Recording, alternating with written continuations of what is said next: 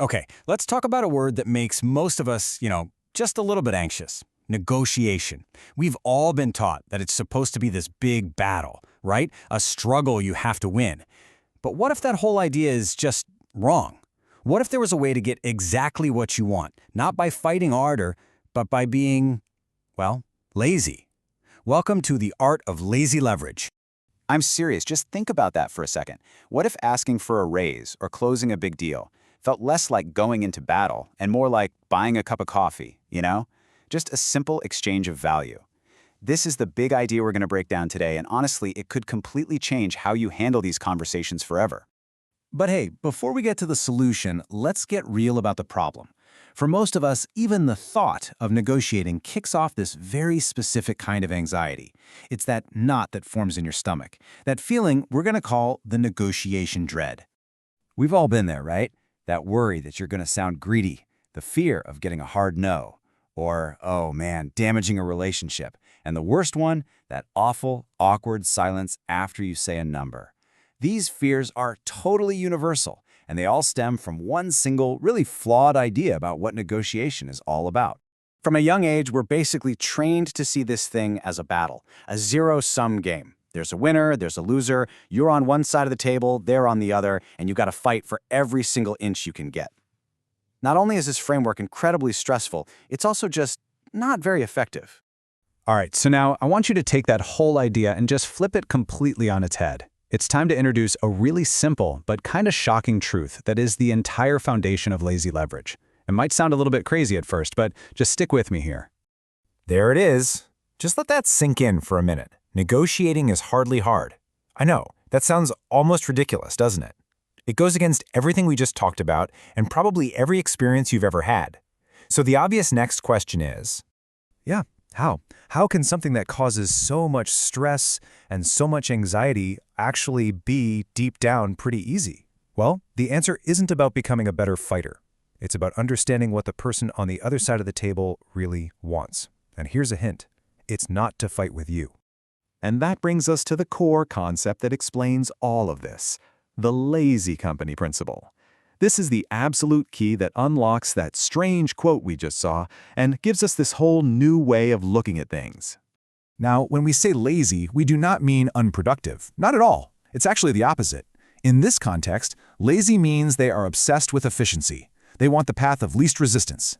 See, companies have problems, big, expensive, time-consuming problems, and they are desperately looking for the fastest, simplest, easiest way to make those problems just go away. They don't want a long, drawn-out fight, they just want a simple, clean solution.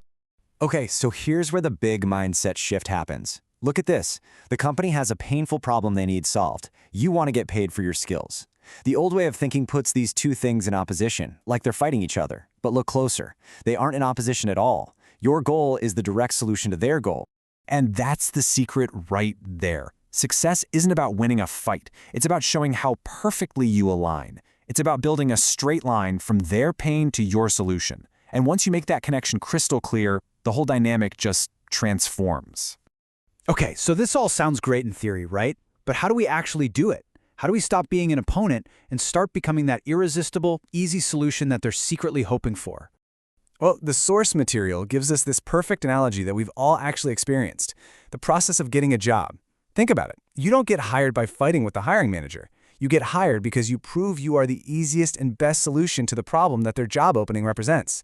You're actually already doing this. It really just boils down to a simple three-step transaction. First, you figure out their real pain. They're not just hiring a social media manager. No, they're losing customers to a competitor and it's costing them money. Step 2, you present your unique solution, how you have a proven track record of fixing that exact problem. And then step 3, you just state your price for that solution. See the difference there? It's not a demand, it's a price tag on the cure for their pain. This right here is the whole mental shift. You have to stop thinking of yourself as an applicant asking for a job and start thinking of yourself as a consultant offering a cure. You are the aspirin for their corporate headache, and when a headache is bad enough, you don't haggle over the price of the pill that makes it go away. You just pay it. So let's pull all of this together. Let's make sure this powerful new negotiation mindset really sticks. This is what you should walk away with and start using, like, tomorrow. If you only take one single thing away from this explainer, please let it be this. Stop asking for money. Start charging for a solution.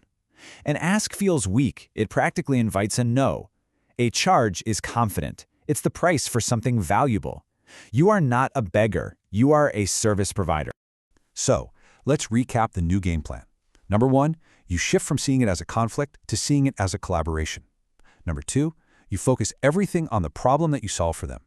And number 3, you remember that your real power, your leverage, comes from making their complicated life so much easier. When you look at it this way, negotiation stops being something you have to dread. It actually becomes an opportunity. It's just a simple, logical process of finding a problem and charging a fair price to make it disappear. So the only real question left for you to ask yourself is this: what expensive problem are you going to solve next?